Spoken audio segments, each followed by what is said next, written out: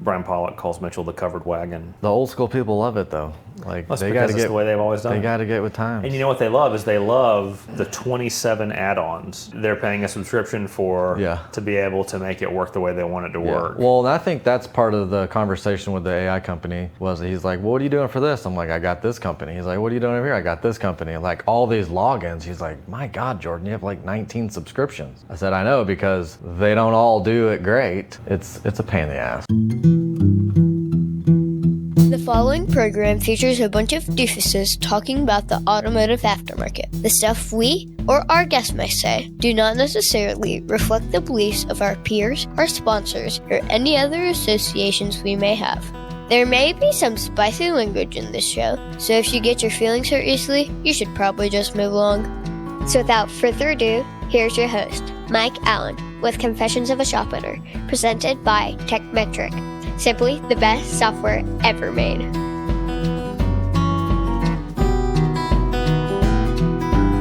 If you're still thinking about the shop at 10 p.m., you're not alone. You're replaying the day, wondering what got missed, what still needs follow-up, how the numbers look, and whether anything is waiting for you first thing tomorrow morning. That part of being a shop owner gets old really quick. Tekmetric is built to take some of that off your plate. It brings you shop management, payments, and marketing together in one place, so you're not piecing things together at the end of the day trying to figure out where everything stands. Your team has what they need to keep things moving, your customer communication doesn't stall out, and you have a clearer picture of how your shop is actually performing. See how it works at tekmetric.com. That's TEKMETRIC.com, or tap the link in the show notes.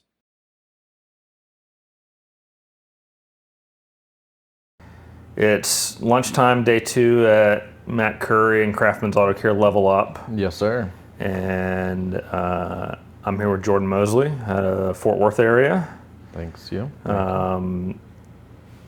Day 1 in the morning was interesting. In the afternoon, we had Josh Parnell and Mike De La Cruz.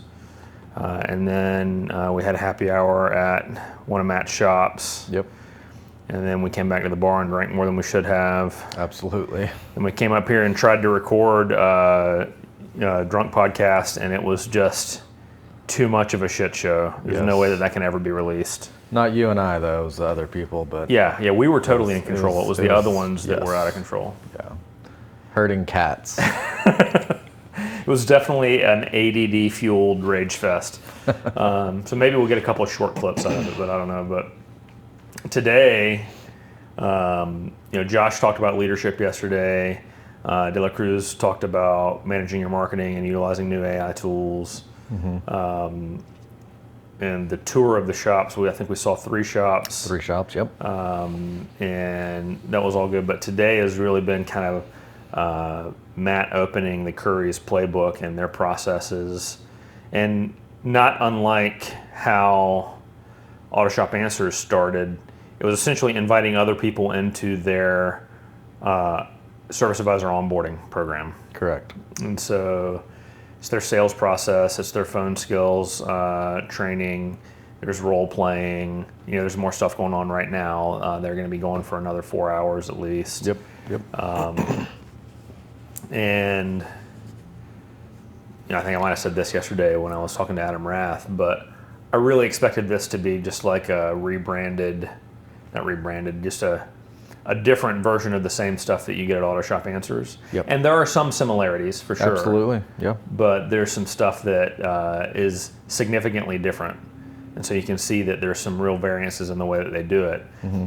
And both of them have very successful businesses.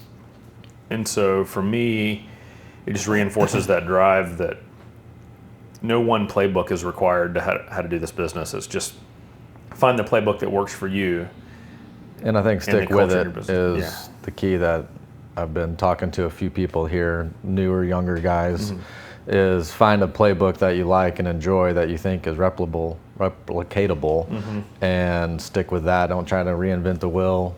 Pick one guy that you like and kind of stick to that is what is the advice I would give on that. So, and that's where we met was the first time we met each other was at an Auto Shop Answers thing a couple of years ago down in Houston. So here we are. Most of your business is not full service auto repair. Correct. Most of your business is the quick lube industry. Yeah, right? quick lube. Yep, fast lube, quick lube. Yep. So has things like Auto Shop Answers and Level Up opened your eyes to automotive repair and made you more interested in automotive repair? Or are you like, this is fucking stupid, I'm going back to quick lube? Quick lube is definitely easier than auto repair. So we do have auto repair so we have 12 locations. One is a straight auto repair shop, just like Matt Curry's stuff, Auto Shop Answers. The others are a mixture of quick lube and auto repair combined into one location. So we were high car counts. So I've taken what I've learned from Matt, learned from Auto Shop Answers. I've had to modify it a little bit based on some of our locations, just because it's a different model, but ultimately it works out great. Have you been exposed to any of the other kind of gurus in the industry? Yeah, I kind of always keep my eyes open and my ears and see what everybody else is doing. But honestly, I think just doing the rack attack, the rack and go, whatever you want to name it, I don't give a shit. Yeah, pit crew. Yeah. I mean, there's a ton of variations out there. And I think they all sat in a room probably one day and we're like, okay, we're all gonna do the same thing and you call it this and you call it that. I don't really give a shit, but I think they all will make you money if you have to do some variation of it. So So one of the things that was interesting that at happy hour last night before we left, Craftsman and came back to the bar here at the hotel. I'm always interested to learn about other business models and how they do. And so you've got quick lubes and you've also got car washes. Mm-hmm. And I've been enamored with car washes for a while because they're popping up everywhere. The tunnel washes with the subscription-based plans. And they've got to be highly profitable or they wouldn't be popping up all over the place in high traffic, high visibility areas, it feels like. It's like storage unit, mini storage from 15 years ago. They're popping up everywhere, right? Yeah. How does that compare in your experience? Like, do you go to training events that are car wash training events? Yeah. So there was just one last week. It was in Nashville. Can't remember the name of it, but it's the huge ICA trade show, International Car Wash Show. That's what it is. So yeah, I mean, I didn't go to it this year, but I try to go every couple of years. They're getting heavily into AI currently. I mean, everybody is. The equipment fluctuates, but ultimately it's soap, it's friction. Mm-hmm. You got a chain or you got a conveyor. They're high volume models. I mean, you have to wash 10, 15, 20,000 cars a month to make some money. So yeah, I mean, they're 10,000 a month. Yeah. Holy fuck. Yeah, and I would say that's probably on a lower end for a newer location. I mean, those things are $4 to $7 million to build. At a nice one, you have the pay stations, and yeah, so you have to be washing about 15,000 cars a month to. So if you ran 15,000 cars a month through your car wash, given the expense structure, what type of net does it drop? Well, we don't. So it's highly competitive, just like you mentioned earlier. Mm-hmm. We have a lot of big names around us, and we're on a side street, so we wash about half that. But our cost is right. We bought it low, put some money into it. So yeah, I mean, we'll drop. I mean, you can drop 20%. The higher volume ones, obviously, it's economy of scale.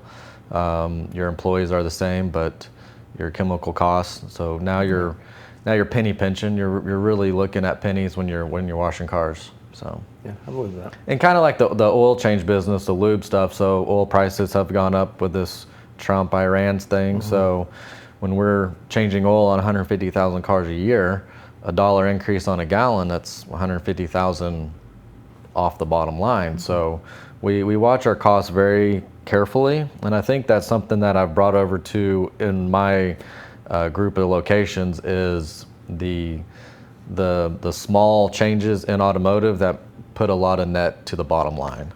And so we're used to counting our pennies on our oil filters, counting our dollars on our oil. So moving that over into the automotive game, and it's been huge for us.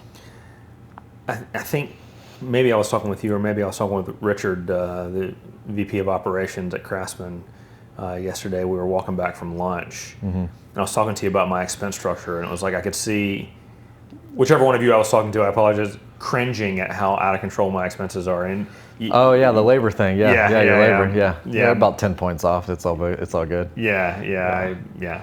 I've been told that for years. My payroll's way out of whack. Yeah. So in a lube game, so most of our guys are hourly. I mean, we have our technicians, they're flag hour, just like most shops are. That's a whole different conversation. I'm sure you have 19,000 podcasts about flag hours.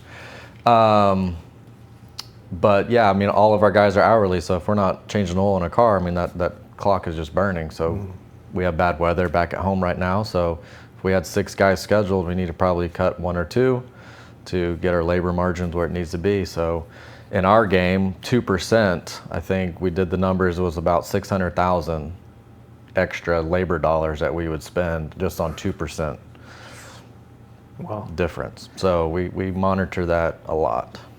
What's up, guys? I was just coming to talk to you about one of my favorite pieces of software that we use in line with Tekmetric, our point of sale system platform that we're using, and that is Detect Auto. And you've heard me talk about Detect Auto for almost a year at this point. My team loves it. I enjoy it. It makes life easier. And I just want to talk to you about one of those features, and that is just their maintenance tool. If you know how time-consuming and tiring it can be to go back and search history one by one to get a picture of a vehicle service history before you make your maintenance recommendations, this is going to save an enormous amount of time. In 30 seconds or less, it's checking Carfax service history, it's checking OEM service interval recommendations, and it's checking your own internal customized service interval recommendations. And it combines all that information to give you a picture of the maintenance that has been missed or is not known on that vehicle, and adds those recommendations automatically to your inspection process. With just a couple clicks of buttons, that can be added also directly into your repair order and your estimate. I think it's a great tool. It's a great time saver. I love it, and I think you will too. You should give it a shot. If you want to find out more, check out the link to Detect Auto in our show notes.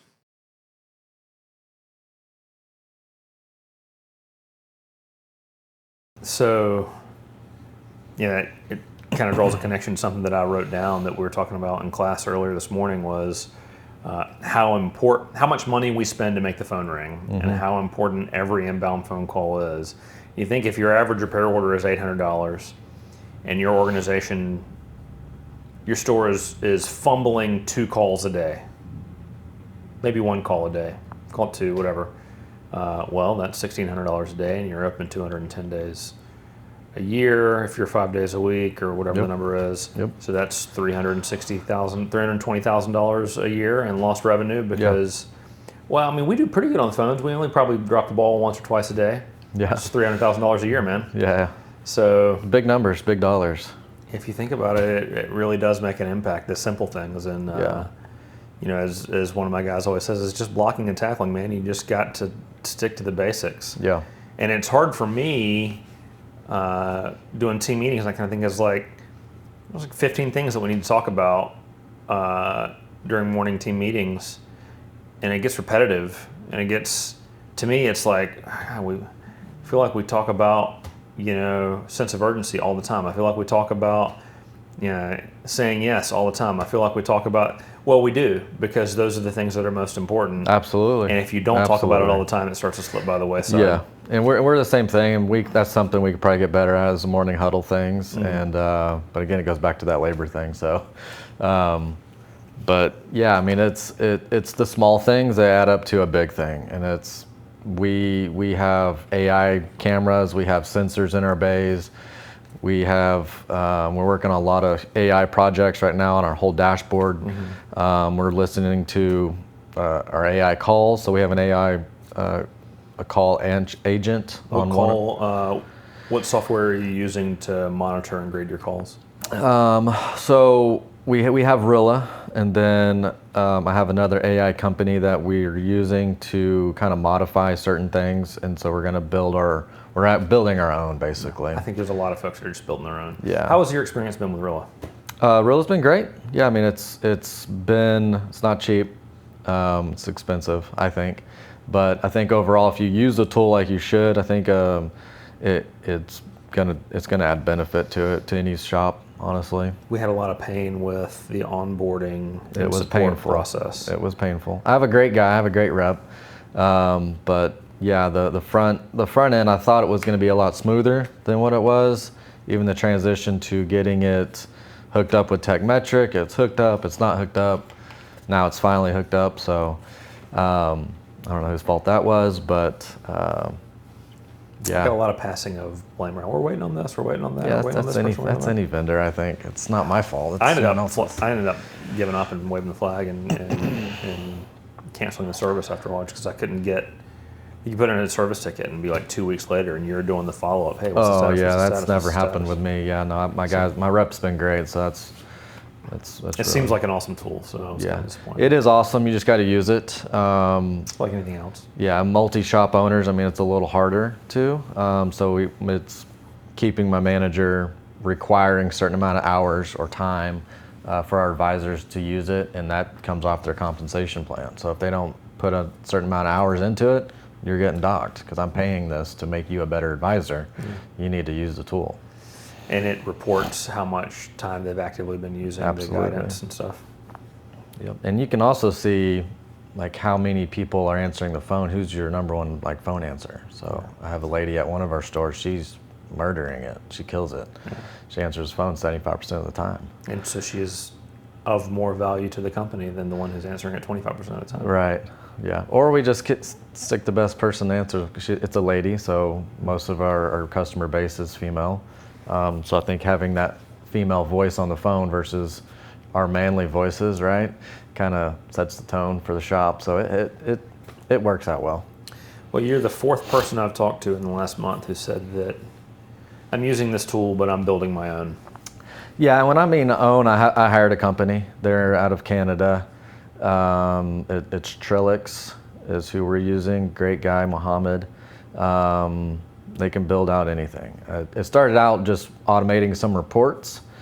And then I was like, hey, can you do this? He's like, absolutely. And then it was just one more thing. I'm like, can you do this? He's like, absolutely. I'm like, can you do this? He's been to some training and was told to say yes. Yeah, so he's definitely, I've got a long list on our Kanban board, so it's exciting stuff, so.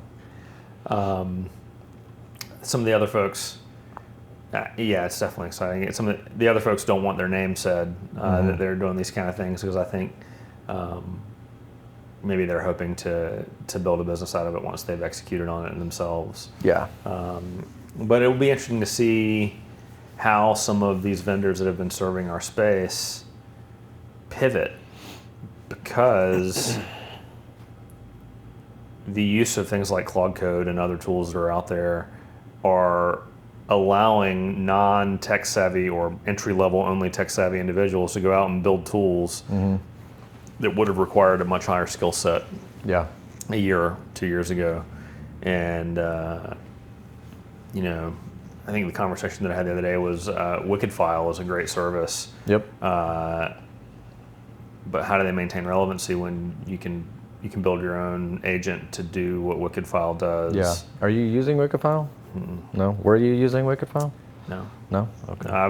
I've sat down and talked with them a couple of times. Yeah. But I feel like I'm gonna be able to do that internally pretty quickly. Yeah, we did the trial for 30 days, and it was a little clunky on my end. That's probably my error, but I just canceled it. So. Yeah, and they didn't really call me either. Like right after, usually you have the 30-day, and like I want to get sold too, right? Like, so. I mean, we work for our customers' money, so I need somebody to work for my money. Damn right. Otherwise, I'm gonna spend it on other Yeah, stuff. it's like, damn, you could at least give me a call. I'm gonna go get a boat. Yeah, shit. That's where I'm going next. So, you have contracted with somebody that you trust to build out the tools that you want the way that you want them. And I think that's going to become more and more common. Yep. Either contracting out with people who can build the tools you want, or learning somebody in your company or you personally learning to build the tools that you want. Yep. I think it's going to change the landscape of the support vendors in our industry. Now, if you talk like Seth Thorson, he says that people are going to be building their own SMS. He thinks that it's a threat so to that the was big one dogs. thing I did. I said, hey, I need this software. I run 2 softwares. I have Tekmetric and I use LubeSoft, ISI for the Lube Center stuff because it's just quicker, it's faster. And we've already looked at replacing that with another company. They really need to just merge together. And my AI guy is like, yeah, I can do that. It's easy. So we're currently working on a little workaround where you can build it within Tekmetric and then it'll shoot it over to my other automatically. Because right now we're having to do double entry. So it's a little cumbersome. Yeah, it's a pain in the ass. Yeah, it's very pain in the ass. It's not fun. It's In an industry when you want to turn a car every 10 minutes, that's... on the lube side it's fine, but when you have auto repair and you're trying to do that and we bill out everything in one system. Okay. We build all of our estimates in Tekmetric. Tekmetric's by far the superior of everything I've tried. We had RO Rider for the days. Got fucked on that deal. Had to pay 15 grand, 10 years ago when you had to buy it? And then 6 months later, they started doing the software thing, so I got screwed on that deal. Yeah. You didn't have to switch. Did they force you to switch to subscription? Well, I complained about it, and they're like, well, you can roll on this program for a while, but once everything gets caught up, update, yeah. Yeah, I mean, it was a year later, and money was just poof, gone. Yeah, that's some bullshit. Yeah, it was, and for a new startup, for one store, that was a lot of money for us. Well, RO Rider was the bee's knees back in the day. Yep. Until it wasn't, and they just, the same thing for Mitchell. Brian Pollock calls Mitchell the covered wagon, because it's just so old and rickety. But the old school people love it though. Like that's because it's the way they've always done it. They got to get with times. And you know what they love is they love the 27 add-ons that they're paying a subscription for to be able to make it work the way they want it to work. Well, I think that's part of the conversation with the AI company. He's like, well, what are you doing for this? I'm like, I got this company. He's like, what are you doing over here? I got this company. And like all these logins, he's like, my God, Jordan, you have like 19 subscriptions. I said, I know, because they don't all do it great. They might have text messaging, but they don't do it really good, so I don't use it. So I use this guy, and these guys do postcards, and this guy has this thing. It's a pain in the ass. A truly unified, and I think that's what Tekmetric and Sunil are working towards, is trying to become one platform for everything. Yeah, I'm just not sure that's possible. Yeah, it's because what's perfect in everything for you is not perfect in everything for me. So, if they have Tekmetric marketing and it checks all the right boxes for me, and there's a couple things that it doesn't do right, but I don't care about those 2 things. Somebody else, those are the 2 most important things. Yep. So I think there's still got to be some functionality for whatever that dude needs to be able to work with Absolutely. also. And I think there will be. Yeah.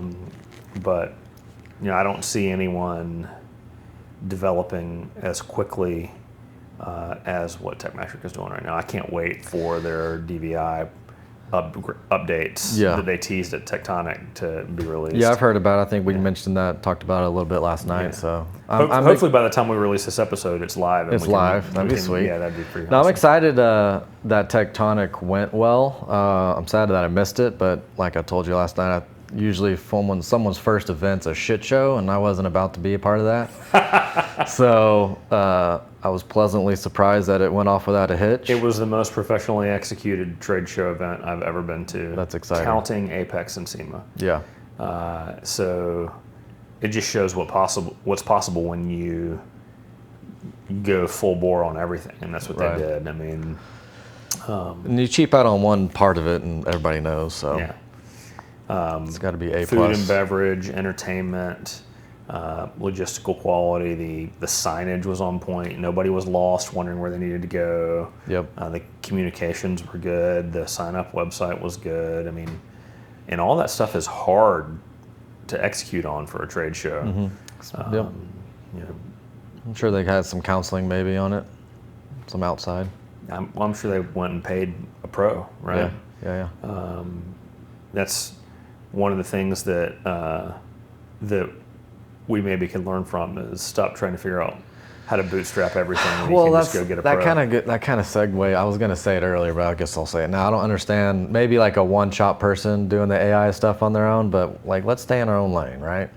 Let's fix cars. Let's sell service. Let's take care of labor and control that side of it. Like why we're trying to burn two candles on both ends and learn how to code, and I'm going to do my own marketing, and I'm going to mow my own grass. The guys who do this all have a little touch of the tism, and they just get hyper-focused on something. Yeah. And they're already very technically sound, right? And they're like, oh, this is a cool new thing that I'm going to get hyper-focused on. Yeah. Because that's what I do. That's why I've become an expert. Right. You know, not me. Not That's me either. what they're thinking. No, my ADD's, I'm good at about 80% of the way there, getting anything across the finish line, because I got 1,900 different lines I'm running in, as I'm sure you don't experience that at all. At Elite Worldwide, we exist for one reason: to help shop owners build better businesses and better lives. We believe that you can run a profitable shop without burning yourself out, sacrificing your family, or feeling stuck in survival mode. Everything we do is about clarity, leadership, and execution, so you can work on your business, not just in it. That's what Elite Worldwide is all about. Hey guys, Carrie Lynn with Turnkey Marketing. If you are looking to increase cars and you're looking for the right demographic to go after, you want to get the right people who need auto repair right now, then give us a call. We have a service called Direct Track, and it utilizes AI to find people in your area who are the great demographic that you want to go after, have raised their hand and opted in saying, I need auto repair help right now. We send them an email. As soon as they open the email, we then get their physical address, follow it up with commercial ads on all their streaming services like Hulu and YouTube and ESPN, Fox News, all those different things.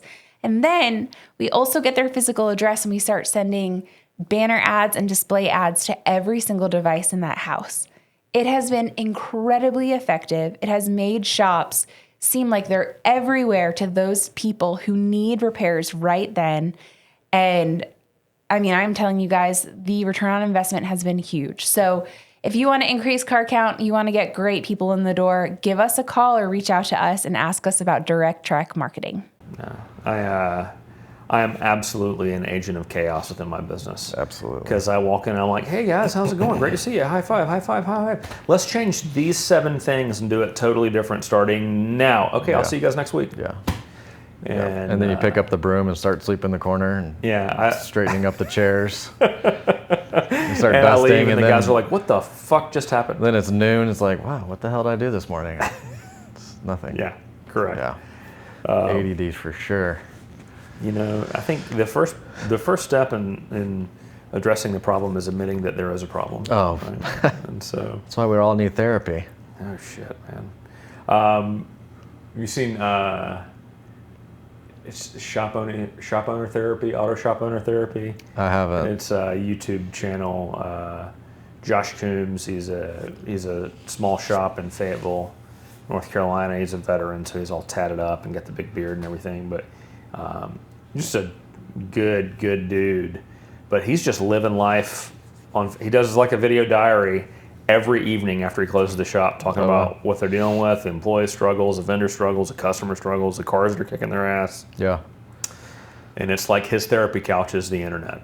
And and if one of them catches the algorithm just right and starts spreading, and then all the comments come in, and the internet comment sections are the most toxic fucking place in the world. I'm sure. If you want to feel bad about yourself, go read the internet. We got somebody left a shitty comment on a YouTube video this morning talking shit about Brian Pollock, and I was like, dude, don't respond to that. Just let it go, man. And he's like, I can't not tell this person. Sleep on this. I can't not tell this person that they're stupid. Yeah. So, there's always going to be somebody smarter than you, allegedly. Yeah, they're happy to tell you about it. Yeah. It's those internet keyboard warriors. I think that started back in the 90s even, or 2000s. We had like car groups and stuff, and we would all just talk shit to each other. Your car's slow, and well, I mean, there was call people out. IATN was absolutely savage. in that aspect of it. Yeah, it was like, hey, I got this car in this code. What do you think it is? Yeah. And they would just be eviscerated because the expectation was a certain level of competency and that you've done some work already and you're not looking for a silver bullet. And they were just so fucking mean to each other. Yeah. But instead of a community trying to help and lend a hand, it's... Well, if you came in and said, here's what I've got, here's the test that I've done so far, here are the results of those tests, here's what I'm thinking next, open to any feedback, then it was a constructive conversation. Right. When it was obvious that this was not a dumbass looking for an answer, it was a technician who's doing the work, who's looking for help, right? Well, that's kind of like the Identifix thing, right? Like they did that for a while, or didn't? Could you comment on that? I thought you could pay like $30 and they could tell you could call in. I don't know. On Identifix. Oh, it's like phone a friend? Yeah, basically, yeah. It'll give you like the chart, or these are the most common issues. Yeah. So we kind of go through that. If we get stuck, then I think it was like a phone a friend. Like. I mean, so I think the new Altel Ultra S2 or whatever has effectively that. You can hit a button and FaceTime with the technician. They can log into your scan tool. Nice. And like a master tech who's sitting at a desk somewhere and help you out. Well, that's a good segue. So what's your thoughts on like an AI virtual like service advisor? So we have these cameras here, right? So we have locations that aren't busy enough because we're call it a modified version, right? Lube and automotive. You set up a camera and then you have your service, your store manager on the lube side, just like press play, and then now you're talking to another service advisor from another location that knows about cars and everything. Kind of gets them. So it's not an AI service advisor; it's a remote. Yeah, it's advisor. a remote advisor, not an AI advisor. That'd be my next question though, too. AI answering for automotive repair. Also, there's some banks that have made that switch locally for me. I think Coastal Federal Credit Union and Navy Federal Credit Union, both. You go in and you go to a kiosk, and the kiosk automated services can do most of what you need. But if what you need of it is beyond what the kiosk can do on its own, then the screen goes from a prompting screen to just you're on FaceTime with somebody, and they talk you through it. And they can open the window and you slide the papers through and the window closes, and there's maybe 10 kiosks and there's probably 2 people back there working when one of the kiosks needs a human. And I guess that helps control payroll or control overhead in that aspect, but I personally don't like it. There will be some customers, I believe, that don't like it, but there'll be a lot of customers who are fine with it. The entire generation of kids who grew up during the pandemic, who are young adults now, have no interpersonal skills, right? They would rather talk to a fucking robot than a human. That's true. So you think it's possible, though? Yeah. So you have 3 stores. So let's say you had a guy call in sick and you have 1 advisor. You already have everything set up. Well, so I've done that before when we were super short and I would go in and work the counter or something, which is a fucking disaster. But I can greet people and write them up and check them out, but you don't want me making the sales calls. I'll be like, I'd call over to the other store and be like, hey man, log in, call this customer and sell this stuff because you'll do better than me. Right. So but that's not like a video conference. That's just fun. And so our thought was like have the technician or the mechanic then do the rack attack, the rack and go stuff, and then put all that information in Tekmetric. You have your sales guy 20 miles away at another location. He's doing all the sales, and then everything comes through on Tekmetric. Parts are ordered. Yeah, easy squeeze. I don't think that's a problem at all. You know anybody doing that, or if anybody's out there doing that? Well, so there was a group of 7 stores in my market that got bought by private equity a couple years ago, but their whole model was they had entry-level, low-wage personnel on the front counter, 3 or 4 for a big store, that were essentially cashiers, like cashiers at the dealership. They greeted you, took your keys, got the details, smiling faces. Hey, Billy's going to call you with a report when we know what's going on. And Billy was in the back at a desk with 4 monitors and all the tickets, and he was just the sales hammer. And all Billy does all day is pick up the phone and call and make sales calls. He doesn't take inbound calls at all. He's just outbound calls only. Interesting. And then the smiling faces at the front counter are the ones who check it out when the customer picks up. Yeah, that's an And option so, too. you know, they had, these are stores that, were probably 15, 20 bays, and they'd have 3 counter dudes and 1 sales hammer. Yeah. And so that worked really well for them. And private equity came in and changed it all, right? And, of course. And there was a flood of resumes of dudes who had been working for that company for 15 years or suddenly looking for a new home. Yeah. So I think if your customer base is used to being sold over the phone anyway, I don't see why it wouldn't work. Then the question becomes, like, there was a shop in my market that tried to go 100% remote. How'd that work There out? was no counter person. And he was living in Florida, and he had customers put keys in the drop box, and they would pick up their keys from the lock box.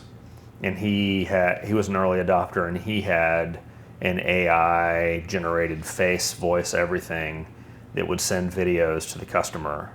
Wow. Like Vimeo type videos of, hey, I'm your service advisor, and that was before the technology was ready for that, and it was a disaster. And 1-star review after 1-star review after 1-star review. Yeah. Bad communication, but I don't think he backed the idea effectively. I don't think he executed well on it. Someone will do well with virtual advisors. Yeah, it's the execution part. Back to my other 80%. I think I can get most of the way there, but I think something that's going to be this, you have to do it 100%, like all the way. You got to spend the money, 10, 20 grand, whatever it is, to get it set up, do it right, do it virtually, have the lights, everything looks good. It's not dim and dark. We were in a 20 group for oil changes that were actively looking for new members as well. So if you have over 5 lube centers, we'd love to talk to you. One of them had, they pull up and they have a kiosk, but the lady's inside the building. And it's kind of like a drive-through almost. She pops up on the screen, goes through all the menu items and stuff, and then kind of tells you which bay to get your car in and wait and stuff like that. It was very cool. Yeah. And are any of the members in that group executing on that yet? Well, so they got bought out by private equity. So if you're in private equity, you get bought out, you can't be in our group. Well,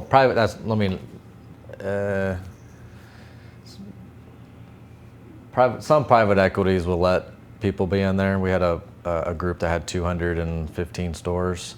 They got bought out by a publicly traded company, so they instantly said no way. So that's a question that my 20 group process has had this conversation, and I've not been a part to the outcome of the conversation, right? Because I'm not on staff, but my trade association has also had the conversation. If we represent the independent aftermarket, how many rooftops does a company need to have before they're no longer part of the small independent aftermarket and they're just another Mavis, whatever it is? Is it, you got 150 stores, you probably have all of your own training needs being met already, and you already have all of your processes in place.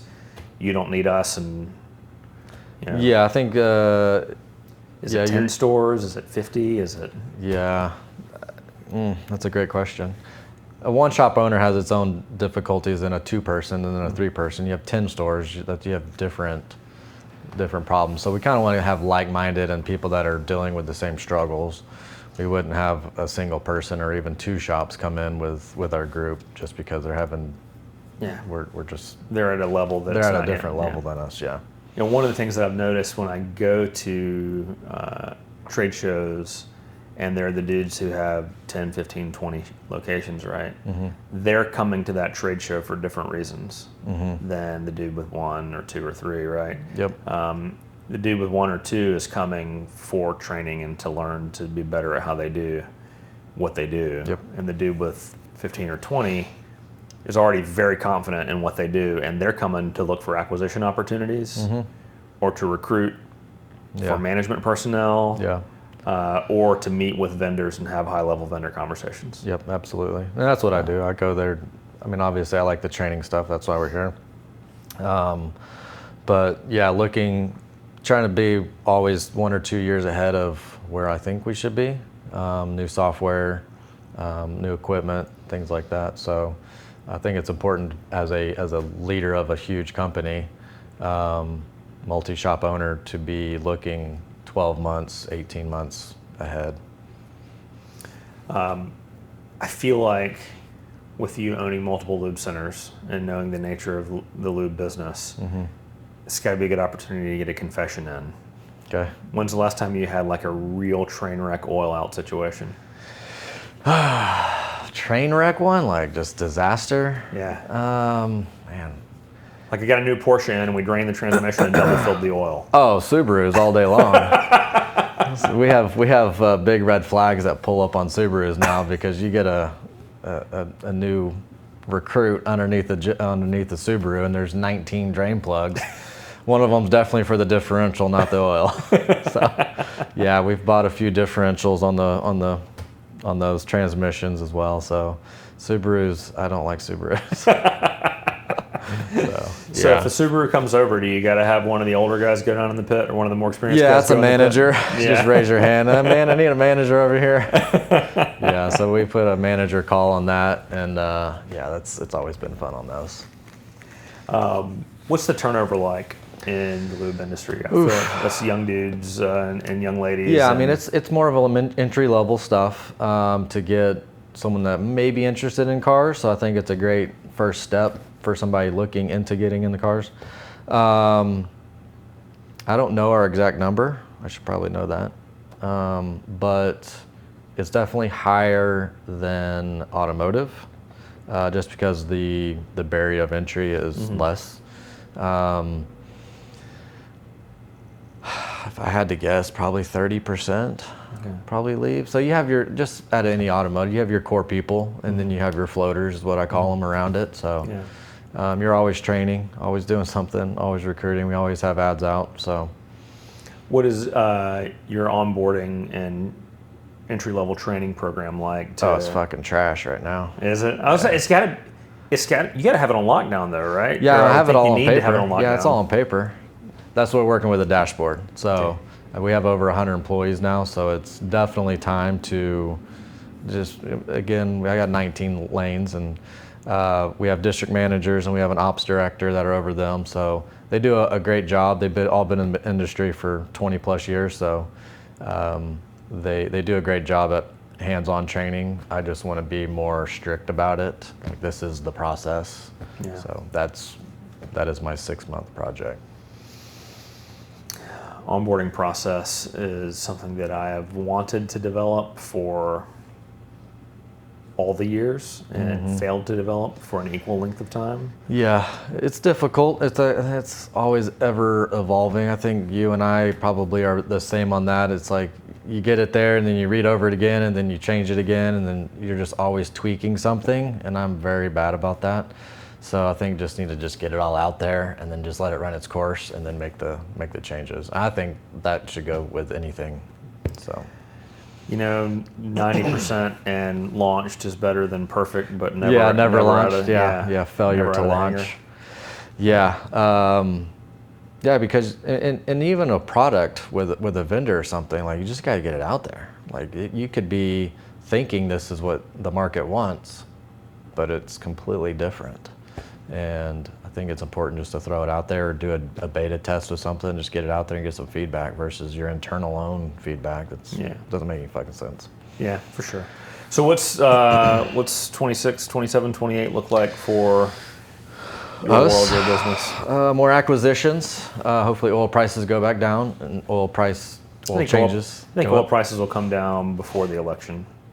Yeah. Because I don't think we're going to have midterms and have $5 gas. Well, we definitely need gas to go down for summertime, because that's obviously our haymaking season for all of us. So people won't be traveling as much if gas is $5, $6, $8 a gallon. So hopefully that happens in the next couple months. Yeah, just actively just getting better, 1% a day. That's what I tell my guys, just 1% better every day. And if you can execute that and actually live it and breathe it, I mean, you're unstoppable. Exponential growth, yeah. I think probably get another store, or two. Are you looking for more lube centers or more auto or more Yeah, just hybrids? more hybrids or lube centers, straight lube centers. We buy on locations. We're in the Dallas-Fort Worth market heavily, and I would say I think we're probably the largest independent lube owner. What's the name of your business? It's Quick Car Lube and Tune. Okay. So some of them are franchises, some of them are not. We are not. We're independently. So, yeah, it's been a good business. So if you're in the Dallas-Fort Worth area and you've got a lube center and you're looking for a way out, call that guy. And call me. I will write you a check tomorrow. Yeah. Awesome. Yep. Well, thanks for coming on, dude. Yeah, thank you. I appreciate it. We'll get back down to class and try to pick up some more nuggets. Cool. Always pick up a nugget. See you. So here's the painful truth. A lot of shops are not losing money on some giant mystery. They're losing it in the boring stuff that they keep putting off. Follow-up, declined work, customer communications, making sure people actually come back. None of that is flashy. It's not fun. It's also the stuff that keeps a shop running effectively. Tekmetric helps with that by bringing shop management, payments, and marketing together in one system. So instead of stuff falling through the cracks because one tool handles one piece and another handles the rest, the whole setup ends up needing constant babysitting.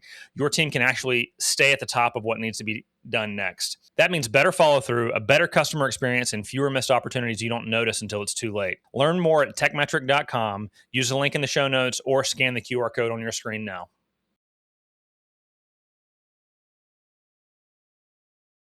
Hey, thanks so much for watching our video today. If you enjoyed this content and you'd like to see some more, you can click right here.